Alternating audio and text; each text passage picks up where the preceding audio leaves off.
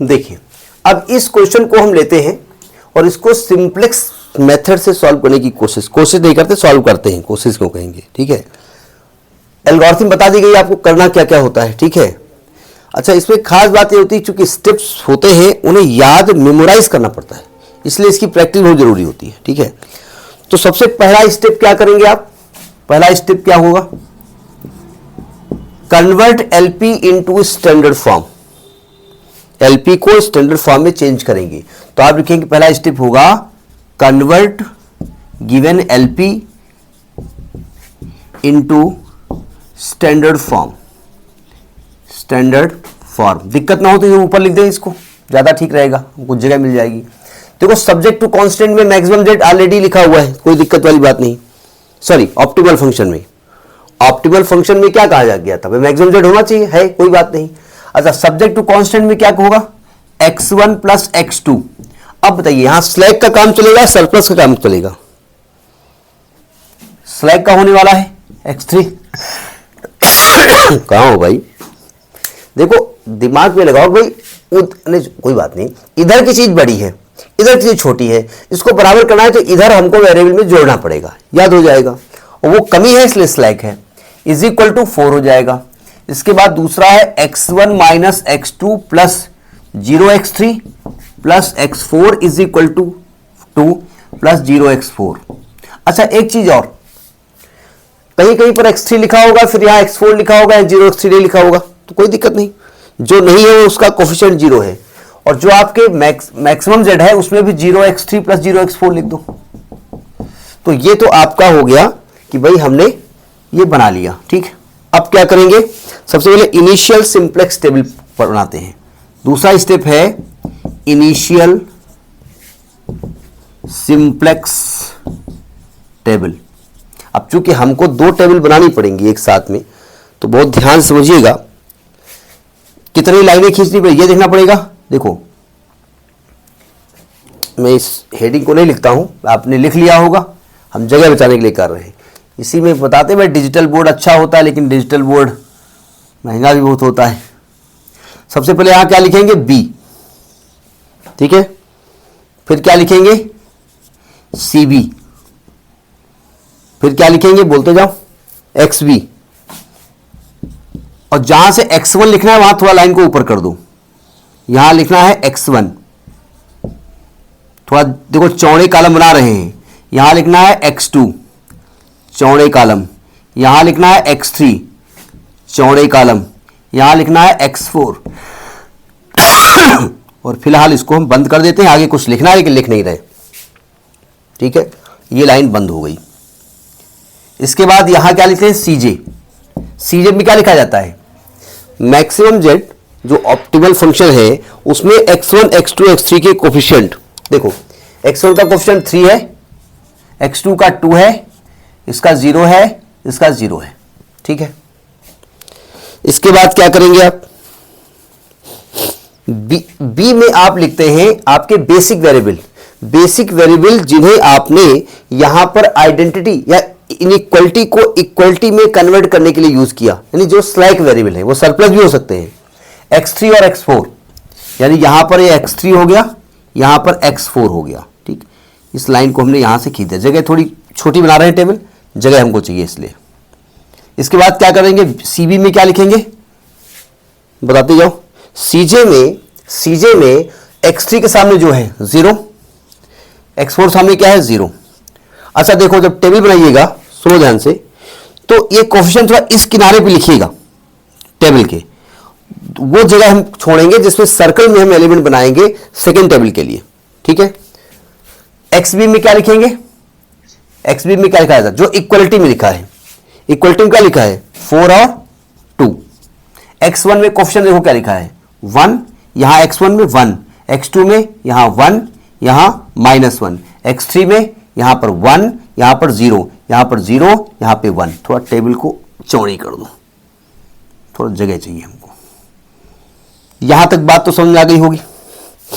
इसके बाद क्या करेंगे, हमने भी बताया इसके पहले उसमें कि डेल्टा जे जो निकाला जाता है, जेड जे निकाल भी सकते हो और डायरेक्ट भी कर सकते हो, ठीक है। तो मैं जेड जे निकाल देता हूं, जेड जे यहां से आप कॉलम को बढ़ाएंगे, यहां से कॉलम को बढ़ाएंगे तो यहां निकालेंगे जेड जे। क्या फॉर्मूला होता है? सिग्मा सी बी एक्स जे, सिग्मा सी बी एक्स जे लिखो या एक्स आई लिखो, क्योंकि यहां जे लिखा तो यहां जे लिख दिया हमने। देखो क्या होता है, ये x1 के लिए लिखना है ना, 0 इंटू 1 प्लस 0 इंटू 1 जीरो आ गया, 0 into 1 plus 0 into minus 1 zero आ गया। अब तो जीरो ही आने वाला है पूरा, क्योंकि ऑलरेडी जीरो से मल्टीप्लाई होने वाला है। इस जेड जे को आप चाहो तो बनाओ, चाहो तो ना बनाओ, क्योंकि डायरेक्ट डेल्टा जे आप निकालोगे। किताबों में डेल्टा जे निकाला जाता है, सी जे माइनस जेड जे, ठीक है। अब जेड जे चाहो यही निकाल दो डायरेक्ट, नहीं समझे? जो जेड जे आपने निकाला है उसको आप रफ में भी निकाल सकते हो, डेल्टा जे डायरेक्ट करो। डेल्टा जे क्या होता है? देखो सी जे है आपका 3 माइनस 0, 3 आने वाला है, 2 माइनस 0, 2 आने वाला है, 0 माइनस 0, 0 आने वाला है, 0 माइनस 0, 0 आने वाला है। ये बताओ हमने क्या कहा था कि all delta J should be positive, ये कहा था ना हमने। अगर सभी डेल्टा जे निगेटिव या जीरो है तो आपका सोल्यूशन ऑप्टिमल है, आपको अलग से निकालने की जरूरत नहीं है, नहीं समझे? चूंकि ये सभी डेल्टा जे निगेटिव नहीं है और सभी जीरो नहीं है, इसलिए ये ऑप्टिमल नहीं है। तो इसके पहले हमको क्या करना पड़ेगा, एक की एलिमेंट छांटना पड़ेगा। की एलिमेंट के लिए इनकमिंग वेक्टर चाहिए, इनकमिंग वेक्टर। तो देखो यहां पर सब मैक्सिमम डेल्टा जे क्या है, 3 है ना, तो 3 वाला जो है आपका ये इनकमिंग वेक्टर है। तो आप इसको ऐसा नहीं कि यही लिख दोगे incoming vector, incoming vector, incoming vector, इसको इनकमिंग वेक्टर कहा जाता है, ठीक है। इसको कहीं कहीं बुक में की कॉलम लिखा जाता है, की कॉलम। तो आप लिखेंगे एज डेल्टा 2 इज मैक्सिमम, सो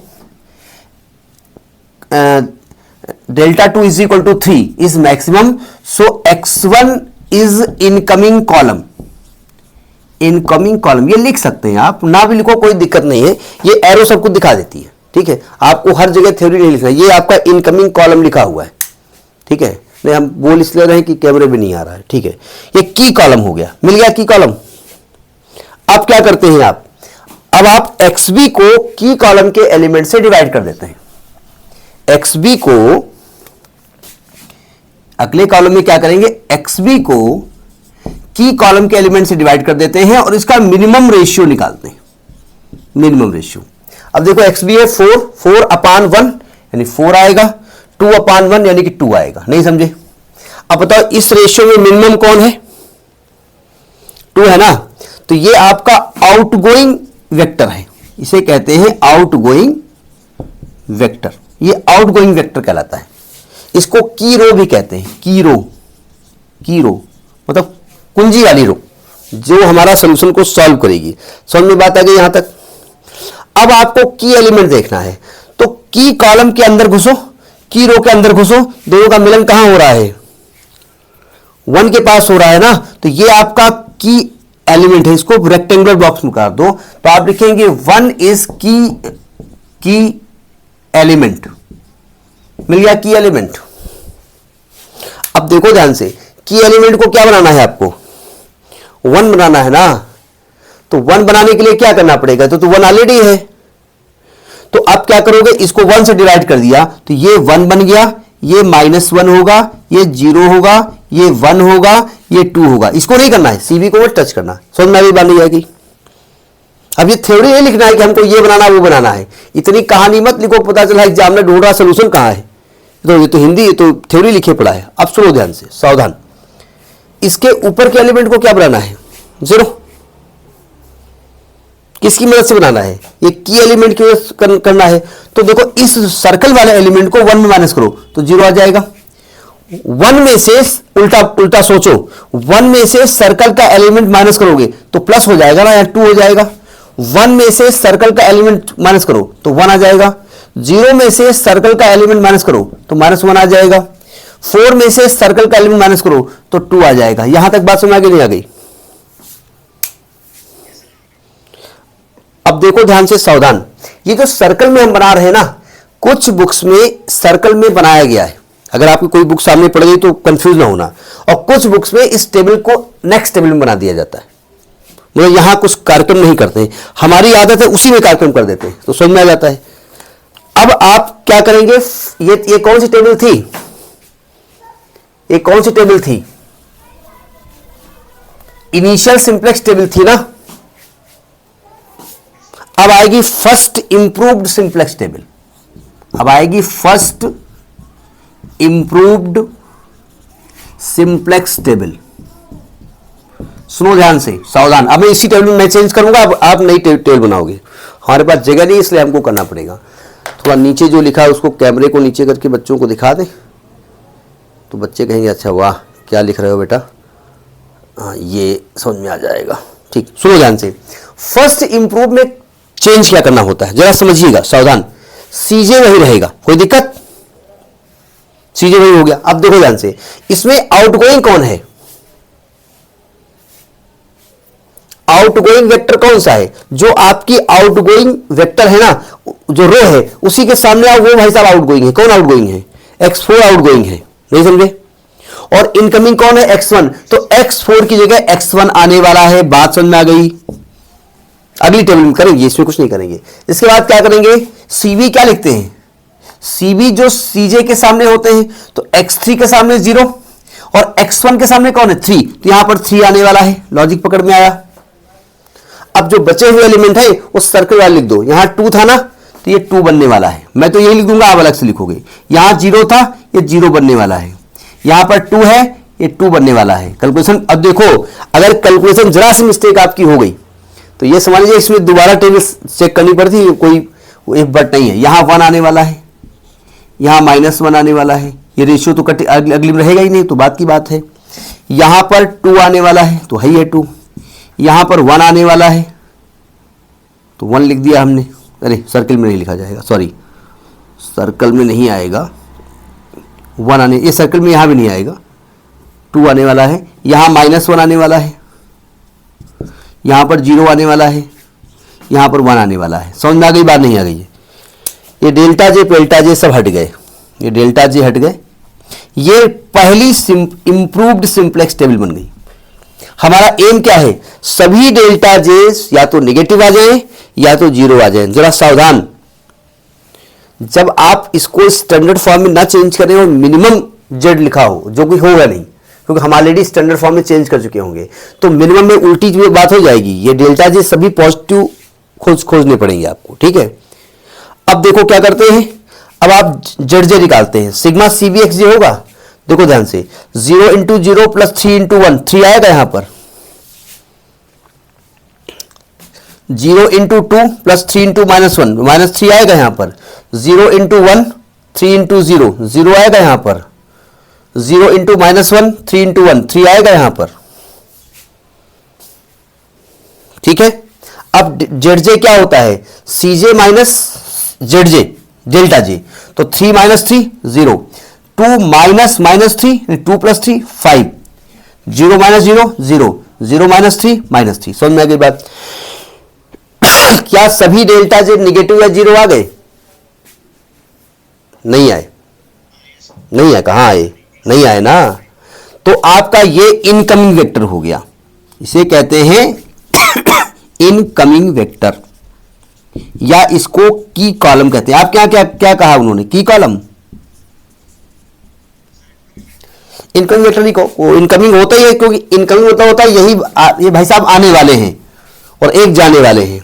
अब देखो XB को किससे डिवाइड करोगे, इनकमिंग वेक्टर से, x2 से डिवाइड कर दो। देखो 2 × 2 1 आएगा, और 2 × -1 इसको नहीं लिखना है आपको, निगेटिव नहीं लिखना है, निगेटिव का कोई रोल नहीं है, ठीक है। ऐसा नहीं निगेटिव है तो मिनिमम हो जाएगा।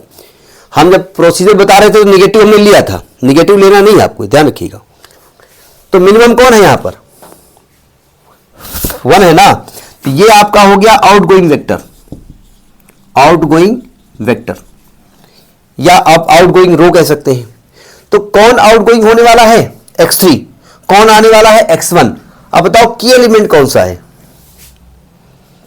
2 है। तो इस जो इनकमिंग वेक्टर के अंदर घुसो, आउटगोइंग से अंदर घुसो, दोनों मिल गए 2 में, तो 2 आपका की एलिमेंट है, ठीक है। अब इस 2 को क्या बनाना है आपको, 1। क्या तरीका होता है, इसको 2 से डिवाइड कर दो, तो ये 1 बन गया।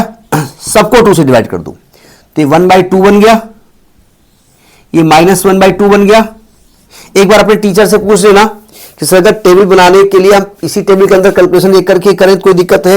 नहीं, इसलिए नहीं कह रहे हैं क्योंकि हम या हमारी यूनिवर्सिटी के लोग या हमारे जो मित्रगण हैं, जो प्रोफेसर हैं, वो इसको एडमिट करते हैं और हम लोगों ने भी क्वेश्चन में ऐसे ही किया है। ठीक है, अच्छे नंबर मिले। ठीक, अब एक चूंकि आपके यहाँ पर्सनलाइज वो व्यक्ति चेक करेगा, कॉपी जिसने पढ़ाया वही चेक करेगा ना, तो फिर कोई दिक्कत नहीं है, आप बनाइए, कोई दिक्कत नहीं, क्योंकि नई टेबल जो बनेगी ना वो इसी से बनने वाली है। तो इसको 2 से डिवाइड करो 0, इसको 2 से डिवाइड करो 1। ठीक है, अब देखो ध्यान से, इसको 0 करना है ना। अब जो कर क्या रहे हैं आप, इसमें से इसको प्लस कर रहे हैं तो 0 हो गया ना, 0 में से हाफ प्लस कर रहे हैं तो हाफ हो गया ना, 1 में से प्लस कर रहे हैं माइनस हाफ तो क्या होने वाला है, हाफ हो गया ना। 1 में से प्लस कर रहे हैं 0 तो 1 हो गया ना, 2 में से प्लस कर रहे हैं 1 यानी 3 हो गया ना, ये एलिमेंट निकल आए।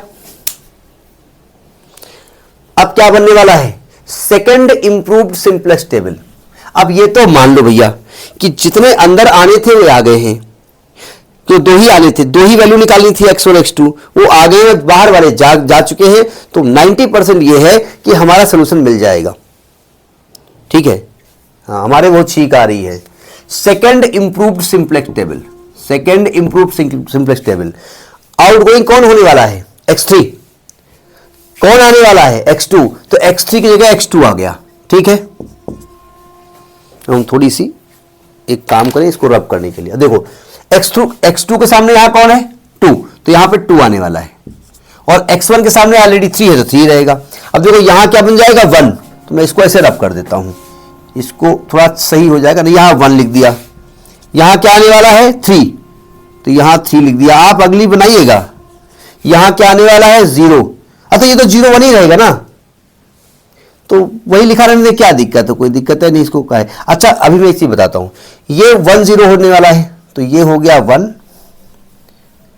ये हो गया 0, ये हो गया 1, ये हो गया 0, ये हो गया हाफ, तो हाफ हो गया। भैया गलती चेक करना कहीं गलती ना हो जाए, ये भी हो गया हाफ, हाफ हो गया, ये हो गया माइनस हाफ, माइनस हाफ हो गया, ये हो गया हाफ, यानी हाफ हो गया। जरा समझने की कोशिश करो, हमने आपको जो मेथड बताया था, देखो जरा x2 और x1 की रो आइडेंटिटी बना रही है। x2 देखो यहां पर x2 है, x2 1 है, और नीचे 0 है, x1 1 है, यहां 0 है। जो एलिमेंट यहां होगा और उसका ये वाला एलिमेंट 1 होगा और एलिमेंट 0 होंगे, वो आइडेंटिटी बनाएगा, बोले तो बनाएगा। ठीक है, अब आपको क्या निकालना है, अब आपको ZJ निकालना है। ZJ आप चाहो तो ना निकालो, डायरेक्ट डेल्टा J निकालोगे। आपके यहां क्या करवाया गया है, हाँ, तो आप ZJ ना निकालें, कोई दिक्कत वाली बात नहीं है, मैं तो केवल ये कैलकुलेशन मिस्टेक ना इसलिए निकाल रहा हूं। ZJ क्या होता है, देखो ध्यान से, CBXJ होता है, यानी 0 × 1 + 3 × 1, ये है ना, सॉरी ये चेंज कर दिया ना हमने, हाँ ठीक है, 2 × 0 + 3 × 1, यानी यहां 3 आने वाला है, 2 × 1 + 3 × 0 यानी कि 2 आने वाला है, 2 × हाफ यानी कि 1, और प्लस 3 × हाफ + 3/2 यानी कि ये आपका 5/2 आने वाला है, और 2 × -1 यानी कि हाँ पड़ेगा ही फर्क। फर्क तो क्या फर्क बता रहे हो,